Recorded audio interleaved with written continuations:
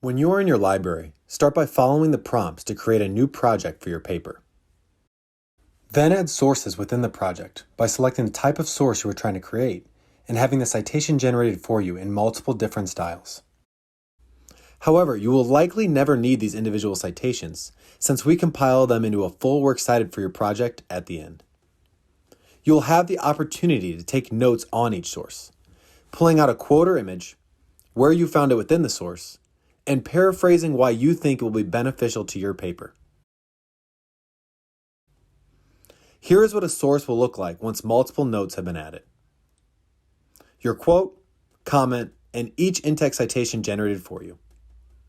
After you have repeated this process and have completed taking notes on all the sources you think you will need for your paper, you can move on to your project outline by clicking on the title of your project. In your project outline, you will find that we have pulled every note you have taken from every source within that project into the unused box. In the outline box, you can add sections, edit the titles, and rearrange their order. You can drag and drop each note to where you want it in your paper while adding comments throughout to make the rough draft a breeze.